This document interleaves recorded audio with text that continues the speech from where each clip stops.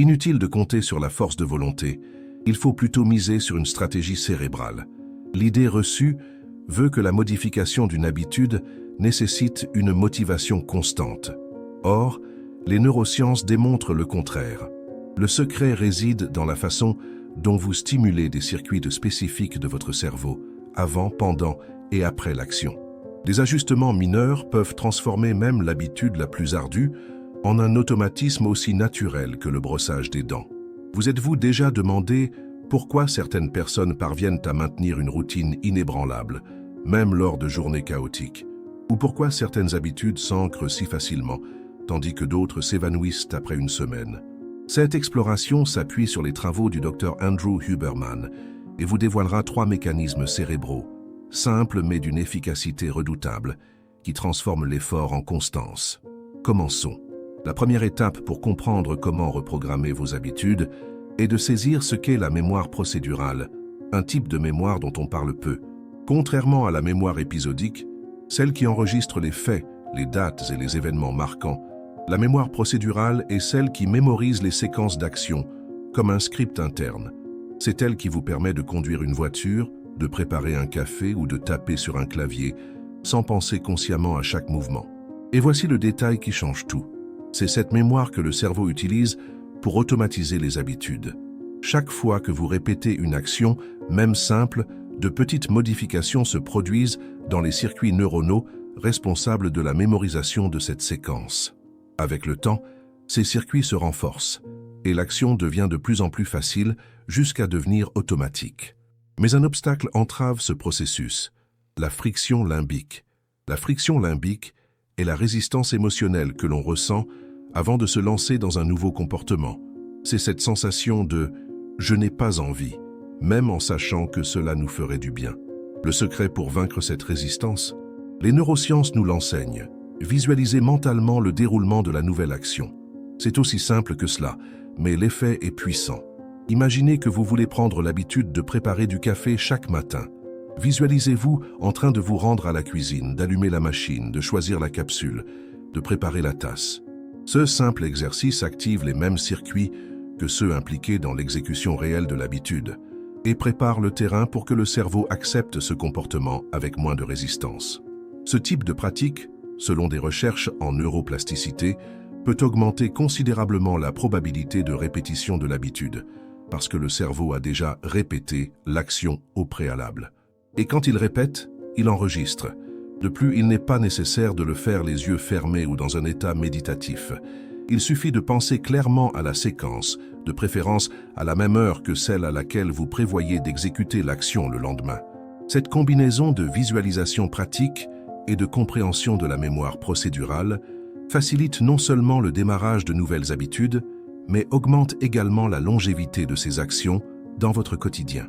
Maintenant que vous comprenez le pouvoir de la mémoire procédurale, il est temps de découvrir le véritable moteur derrière la consolidation des habitudes, le task bracketing, ou en français, l'encadrement neuronal des tâches. Ce concept est un tournant décisif pour ceux qui souhaitent qu'une habitude devienne automatique, même les jours où tout semble aller de travers. Le task bracketing fonctionne de la manière suivante. Le cerveau possède des circuits, situés principalement dans les ganglions de la base, qui sont activés avant le début d'une action et juste après sa fin.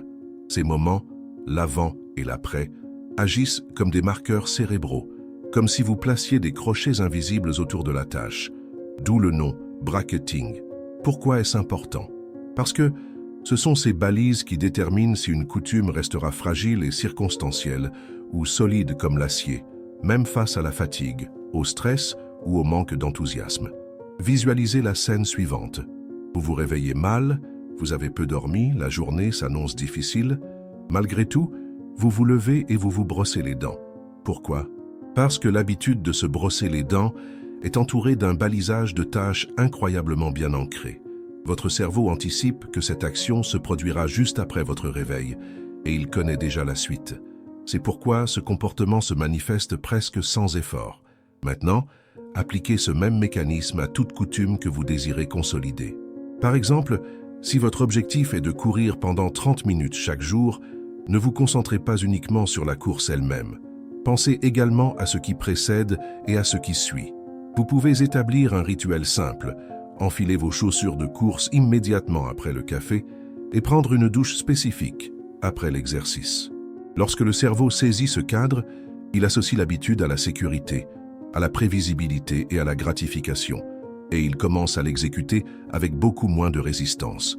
Ce processus renforce le circuit neuronal lié à cette séquence d'événements. Et plus vous répétez ce cadre, pas seulement l'action elle-même, plus cette structure se solidifie dans le système nerveux.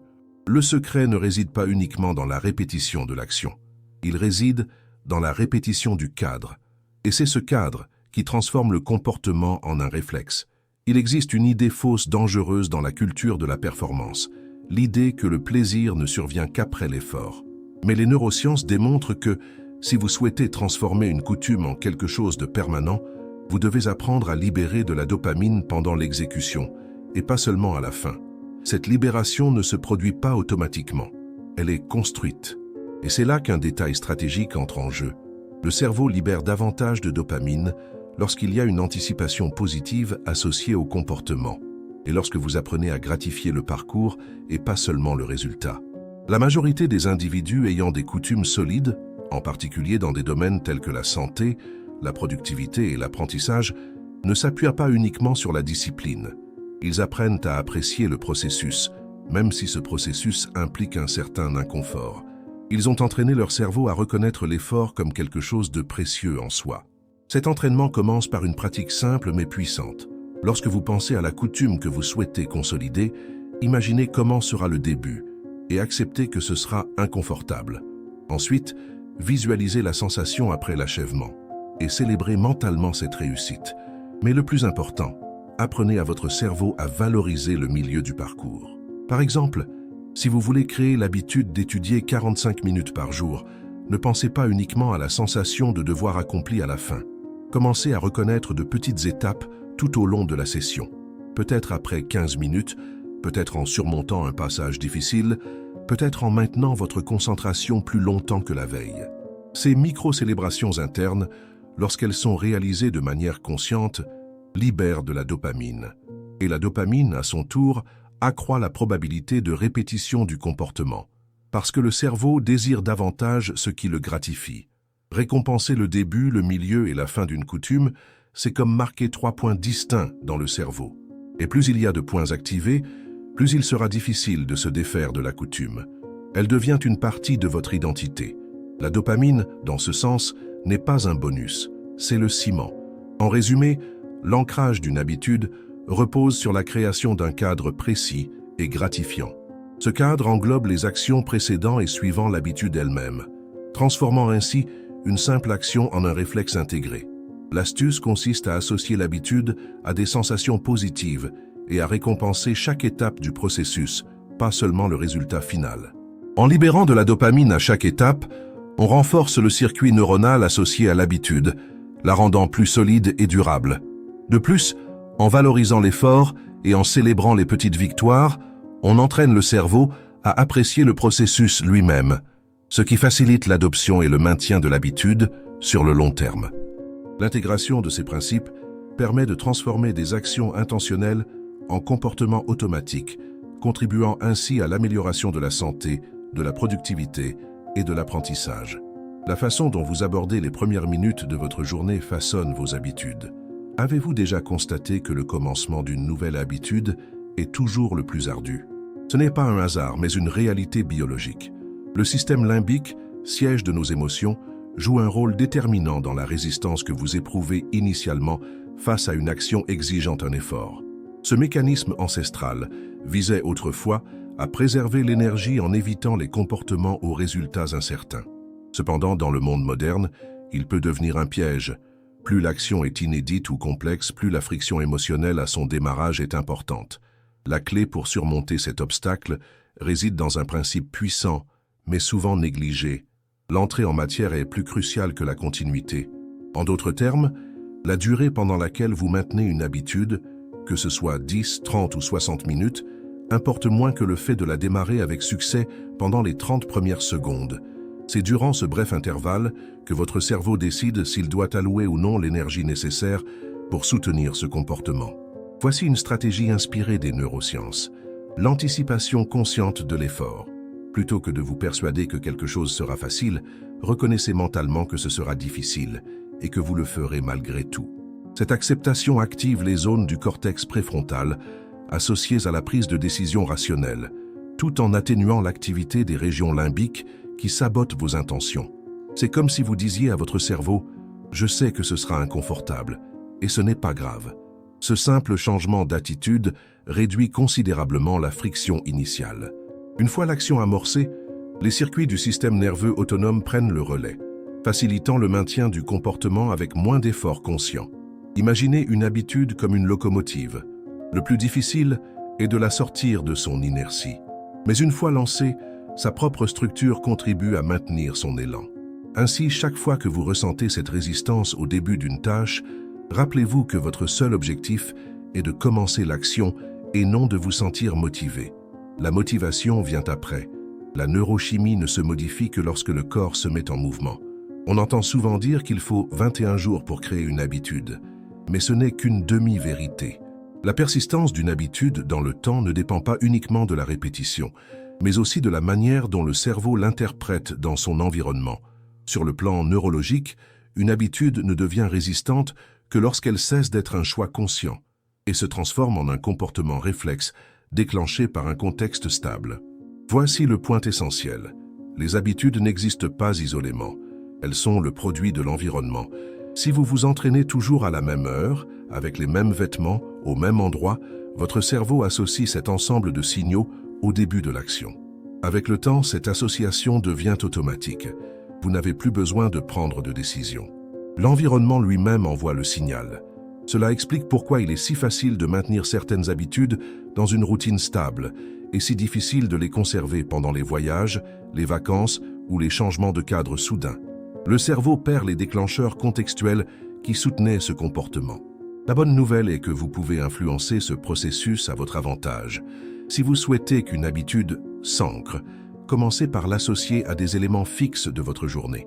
Cela peut être aussi simple que l'heure, une musique particulière, la même bouteille d'eau, une tenue de sport ou même une odeur. Ces stimuli agissent comme des interrupteurs neurologiques. Une fois activés, ils enclenchent le circuit de l'habitude. À l'inverse, si vous souhaitez vous débarrasser d'une mauvaise habitude, modifiez votre environnement. Changez les déclencheurs. Interrompez. La suite d'événements qui précèdent un comportement donné constitue un élément clé. Votre cerveau, lorsqu'il ne reconnaît pas un schéma habituel, devient plus souple et ouvert au changement. Par conséquent, pour remodeler vos habitudes, adoptez une approche de concepteur. Modifiez votre environnement de manière à déclencher les comportements que vous souhaitez adopter, tout en bloquant ceux que vous désirez éliminer. Inutile de vous fier uniquement à votre volonté. Vous avez besoin d'une architecture neuronale et sensorielle. L'étape la plus profonde de la transformation des habitudes ne réside pas dans le comportement lui-même, mais dans l'identité. Au début, vous vous forcez à agir. Avec le temps, cette action influence votre perception. Et après suffisamment de répétitions, cette perception façonne votre conception de vous-même. Cette transition est validée par la neuroscience de la conscience de soi. Chaque comportement répété renforce non seulement un chemin neuronal, mais aussi le récit interne que vous vous faites de votre propre personne. Le cerveau recherche une cohérence entre ce que vous faites et ce que vous croyez être. En percevant des schémas constants, il met à jour votre image de soi pour l'aligner sur cette nouvelle réalité. Vous cessez d'être en cours de changement pour devenir quelqu'un qui agit différemment par principe. Par exemple, une personne qui prend l'habitude de lire quotidiennement ne se contente pas de lire. Elle se perçoit comme quelqu'un de curieux, de discipliné, d'intellectuel. Une personne qui s'entraîne régulièrement ne fait pas que de l'exercice, elle construit l'identité d'une personne forte, résiliente, soucieuse de sa santé. Il ne s'agit pas de motivation, mais de neuroarchitecture de la personnalité. Attention cependant, car l'inverse est également vrai. La procrastination constante, les comportements impulsifs, les cycles d'auto-abandon, tous ces schémas façonnent également une identité. Et avec le temps, vous cessez de croire en la possibilité de changer, non pas par manque de capacité, mais parce que votre cerveau s'est mis à défendre le récit selon lequel vous êtes comme ça. Briser ce cycle exige une intentionnalité. Il ne suffit pas de changer une habitude, Il faut revendiquer une nouvelle identité à partir de cette habitude. Un outil puissant pour cela est le renforcement verbal conscient. Chaque fois que vous accomplissez une action conforme à l'habitude que vous souhaitez intégrer, dites-vous à voix haute ou mentalement « c'est ce que je fais maintenant, c'est ce que je suis ». Cela peut sembler simple, et ça l'est, mais ce renforcement active les zones du cortex préfrontal liées à la construction de l'identité et renforce la cohérence entre l'action et la conscience de soi. Avec le temps, la nouvelle habitude cesse d'être un objectif pour devenir votre marque de fabrique. Inutile d'attendre d'avoir envie de changer. Le cerveau ne réagit pas à la motivation, il réagit à la structure, à la répétition et à la manière dont vous entraînez votre propre attention. En comprenant comment la mémoire procédurale crée des routines automatiques, comment le task bracketing façonne des circuits inébranlables, et comment la dopamine peut être déclenchée au début, au milieu et à la fin de chaque action, vous cessez d'être esclave de la procrastination et vous devenez l'architecte de votre propre constance. La science est claire. Les habitudes ne naissent pas de la force, mais de l'ingénierie. Et la plus grande erreur que vous puissiez commettre n'est pas d'échouer une fois, mais de sous-estimer l'impact de petites victoires répétées. Chaque fois que vous visualisez ce qui doit être fait, que vous adaptez votre environnement pour faciliter l'action, ou que vous vous mettez simplement en mouvement même sans envie, vous êtes, en pratique, en train de reprogrammer votre cerveau. La question n'est plus de savoir si vous pouvez changer, mais de savoir si vous êtes prêt à agir avant de vous sentir prêt. Parce que votre cerveau va suivre un chemin, et la décision de savoir quel chemin sera renforcé commence toujours à un seul moment. Maintenant, si ce contenu a éveillé quelque chose en vous, ne laissez pas cette impulsion s'éteindre. Cliquez sur « J'aime » pour renforcer votre engagement. Partagez cette vidéo avec quelqu'un qui cherche à briser ses automatismes. Dites-nous en commentaire quelle habitude vous allez transformer en priorité. Votre témoignage peut inspirer d'autres. Et surtout, abonnez-vous à la chaîne pour recevoir des stratégies concrètes, basées sur les neurosciences, qui vont reprogrammer votre concentration, vos habitudes et votre identité. Chaque clic est un pas vers votre transformation.